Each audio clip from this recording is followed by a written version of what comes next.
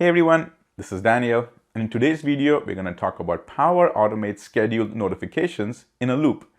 Now, this is for one of those scenarios where you do have a list of people who are scheduled to do something, say an on-call list, and you want to send them a reminder that's saying, hey, tomorrow or next week, it is your turn to do X, Y, and Z.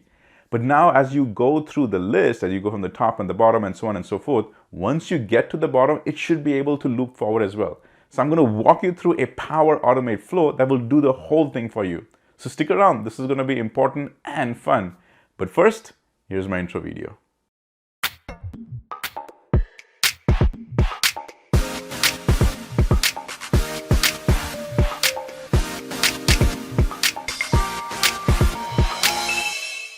So let's get started. Now here's the logic behind the scenario that I just talked about. And in my example, I lead a team that does the projection, which is the live projection, and all the live streaming as well. And these are all the projectionists on my list. And my job is to go and send them a notification on a regular basis because they go ahead and do this once a week. So right now, as we stand, this is my list. The next thing that I'm going to do is I'm going to start a Power Automate flow, which will go ahead and make this one projectionist active. That means the flow will actually go and send them a notification. Once the notification is sent to Daniel, it automatically goes ahead and updates and now makes Dawn as the active person. So now when the next schedule kicks in, because the schedule is running however I see fit, in my case it runs once a week. So the next time the flow runs, the flow will go and check to see, oh, Dawn is the one who is active. Let me send a Power Automate notification to Dawn. But at the end of that notification, now Barbara is the one who is active. And so the next schedule, Barbara gets the notification. And then after that, Kim gets the notification. After that, Scott gets the notification. But here's the interesting thing. Once Scott notification flow is completed, it will automatically go ahead and update Daniel's list item as an active one. And that is how the whole loop works, because every single time the flow runs, it checks to see who is active. So it's very important for that loop to work. So now that you understand the logic, let's go and take a look at that SharePoint list first, because that's what keeps my list of all these projectionists. And there are some important things that I do over there. So let's go take a look at that. So what you see over here is my SharePoint list that I use as the backend data source. And there's a couple of important things that's happening over here. First of all, you see that I've got the list of all the projectionists, very similar to the presentation I just showed you. And I also have an order column. Now, what the order column tells me is that at what order I should go and send out that notification. And what happens is I first send it to Daniel, to Dawn, Barbara, Kim, and Scott. And that is done based on this order column. So some of you SharePoint people might be thinking, Daniel, don't we have this ID column? Why aren't you using that? Because that's built in, it's out of the box, why aren't you using it? And the answer to that is yes, I could have, but I'm saving myself that one trouble because in the future, I might just make some changes, such as I might delete something, add something, and that just throws off this entire incrementation of this ID column. Therefore, I just didn't want to avoid any of the problems. I went ahead and created my own order column, and I'm going ahead and adding all my numbers over here. So that's the important thing. Second thing is that in your scenario, you might also have this date column. So I went ahead and kept this date column because this is also a list that I'm going to refer to for who was doing what on what day. And for that scenario, I actually want to make sure that this date column is unique. So let's go and take a look at the settings in the backend. On the list settings, I come on the gear bar, I click on list settings, and now you can actually take a look at this column. So the title is the out of the box one, so I left that as is. But then the projectionist, well, that I kept it as a people and group because those projectionists could actually be in my tenant. However, in your case, if that is not it, I recommend you that you add at least two more columns. One, you could actually use the title, which is a single line of text out of the box, because you want to put their full name.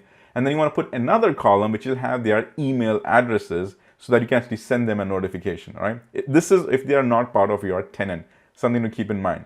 Second was the actual order column. So in the order column, I went and put that as a single line of text. And when I go and click on it, that's basically what it's going to show you. All right, after that, there is the Sunday date. So when I click on the Sunday date, because you want to make sure that date is unique, you actually come in and this option over here, enforce unique values, you want to go and select that as yes. Because it's always going to be one single person doing that task or service on that one single day. They can't be two, they can't be three. And therefore, it'll always have to be that unique item. And that really helps it to make sure that your data is actually pretty clean. And then finally, I also went ahead and added something called as active. Now this active is actually very important because that actually tells me that, hey, I might have a list of users over there, but not all of them are active. And I can do further filtering based on that active column. All right, so what I'm going to do now is, now that you have an understanding of the SharePoint list, now let's go and take a look at it from the Power Automate flow standpoint. So now we are in Power Automate, and here is the flow that I built. You can also see that these are the two connectors that are tied to this flow, which we know is correct. But now let's go and see the logic of the flow. So I'm going to click on Edit, and then right over here, you will see the logic of the flow. Now, the first thing you see is that, Daniel, I thought this was a scheduled flow. Why did you go and have the manual trigger as a flow?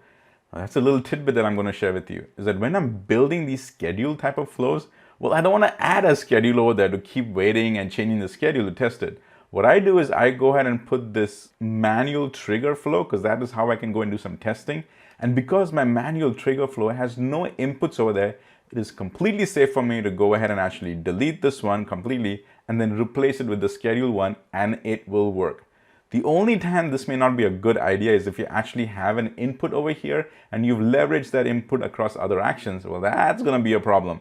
But in this specific scenario where I have no inputs coming in, it's 100% safe for me to delete them. So I'll share that tidbit with you. All right, so we had to look at the SharePoint list, all right? Now what I want to do is I want to go ahead and get the count of how many items I need. Well, because that count is going to help me keep track of, hey, in that order, once I have reached the last one, if the last one equals to the total count, that's when I go and loop. All right, now you actually see that in one of my apply to each. So this is the first thing that I do is I go ahead and get a count. But then I also went and put in some extra filters in that count. And for that, in the get items to the count, if we go and look at advanced settings, I go and say that, hey, the order should not be equal to null. Well, why is this as an order 0, Daniel? Is that something flaky or is something wrong over here? It's just actually, yeah, there's something a little wrong. What happened is when I went and built this column, I might have accidentally put in a spacebar or something which went and got the 0. And here's another important tidbit I'm going to share with you is that you always, anytime you're going to do this OData query or OData filtering, you've got to get the exact column name from that SharePoint list. And the way you do that is you actually go to the SharePoint list, you go to list settings, you go and click over there. And in our case, we want that order column. So I click on the order column. And once I click on it, as I go and zoom in, you will see that this is what it looks like. Order equals 0. And basically what I do is I just come over here and I highlight the whole thing and I do a Control-C. I copy it and I go to my Power Automate and I paste it over there. And what I want to do is I want to go ahead and make sure the order, any of these orders, as long as it has an order number, I should be able to go and get that information. And if you remember why I did that, because I may be able to add multiple people over here. They're on my schedule, they are just not active. So I can know that by not assigning them an order number at all. All right, so we're done with the get count. What I need to do is go ahead and now find out who is the next active person to send them a notification. And for that, I go ahead and do another get item call. And here's the action. It's basically the same thing, same SharePoint site, same SharePoint list. And over there, also I go and do a filter query, but now I'm only going to get one item number. That's all I'm going to get. And that's it, because now I can come to a SharePoint list and I say, okay, whose current active item equals yes. That is the information I'm going to send, because right now, this user, which in this case is Daniel Christian, that is the user who's actually going to get that email notification. So now I can only get that one active item. And once I get that active item, in the next section, I go ahead and actually save some information. Over here, this is basically me going and getting a length of all the counts, basically all the total counts. This is what I did. So as you basically understand, my first two actions was just to get, like, let me go and get all the information, then I'll go and assign it to the variable. That's basically been my flow of my flow. So this variable is actually going and getting a count of all the items. And for that, you use the length function. So if I go and now click on that, you will actually see that this is my formula. And I'll go and put that formula big over here so you can see it. This one is to get all the items from the total count. Basically right here, I'm getting all of these items. So in this case, because I've gotten all the items, I should get at least 5 of them, which is basically the total count that we'll get. It's very important that we have this item variable over here, because that is the one that we're going to use for that loop functionality, a very important variable. And I went and assigned that to the variable, again, using the length function. And then the next one is basically me going and getting the current order, because that current order is using this get item over here. All right, so now that we've got at least our basics done, we've got the data, we've got all the information, now let's go and do some apply to each and basically some information and conditions. So the first thing I want to do is I want to go ahead and get the apply to each for the current order. So what is that current order number? Well, that I was able to do based on this variable. I'm going to get and assign it to that variable. So I got the current number order. Now, just to make sure that you understand, this one is also coming, this SharePoint list item is coming from the get the active one, which is coming from here. So you will never get more than one, because I've always filtered it down to one active person. You see, there's always only one active person. So that filtering will always bring one information over here, which is very important. So now I've gone and gotten the current value order. Next thing I'm going to do is I'm going to also create another variable. And I'm going to call that as the next order, because that is the one I'm going to go ahead and update. The next order will help me understand that, hey, after I'm done to my flow, I'm going to take the next one, which in this case, you see, this is the active order. This is the current right now. I'll go ahead and take the next one and I'll update that to yes, and I'll update this one to no. This is why I went ahead and created this variable, is to find what that next order is.